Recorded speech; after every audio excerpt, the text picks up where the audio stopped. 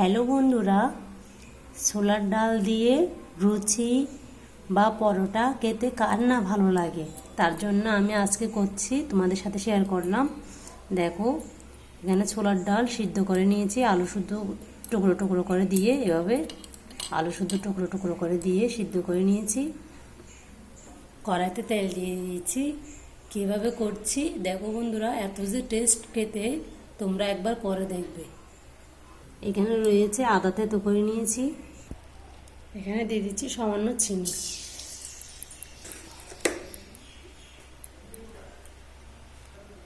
তারপরে দিয়ে দিচ্ছি 5 ফোড়ন। তারপরে দিয়ে দিচ্ছি আদা থেতো করাটা।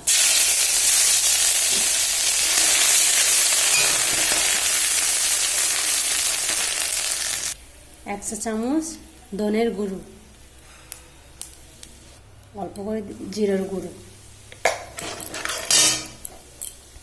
সামান্য লঙ্কার গুঁড়ো। এক ফোঁটা করে জল দিয়ে ভালো করে কষিয়ে নেবো মশলাটা। সামান্য দিয়ে দিচ্ছি নুন। ভালো করে নেড়ে ছেড়ে নেওয়ার পরে এখন দিয়ে দেবো এই সিদ্ধ করা ছোলা আর আলু।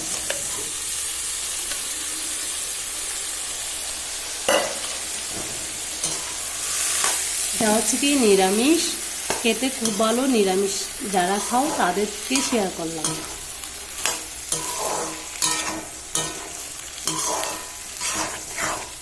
একদম খেতে হবে দোকানের মতন।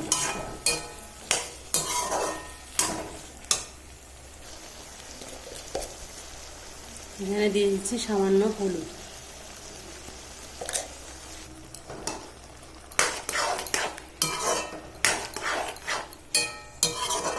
ডালের মধ্যে যে জলটা ছিল ওই জলটাই ছিল, আমি আর দিইনি। তোমরা চাইলে আর একটু দিতে পারো। এখানে নিয়ে নিয়েছি 2টা এলাচ আর 4টে লবঙ্গ আর দালচিনি নিয়ে নিয়েছি। এগুলোকে ধুকে ভালো করে গুঁড়ি করে দিয়ে দেবো ওখানে। এখন দিয়ে দিচ্ছি ওই গরম মশলা গুঁড়ো।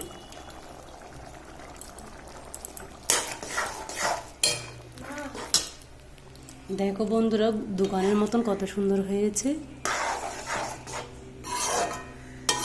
তোমরা চাইলে একটুখানি ঘি দিতে পারো। আমি একটুখানি ঘি দেবো লাস্টের দিকে, তাহলে ঘিটা দিলে গন্ধটা ভালো উঠবে। তার জন্য 1 চা চামচ ঘি দিয়ে দিচ্ছি, 1/2 চা চামচ ঘি দিয়ে দিচ্ছি। ঘিটা দিলে এত যে গ্রাম উঠবে, খুব ভালো খেতে। ভালো করে নেড়ে চেড়ে নিয়েছি। এখন হয়ে গেছে আমার ছোলা আলুর তরকারি, খুব টেস্টি। ভিডিওটা এখানেই শেষ করছি বন্ধুরা।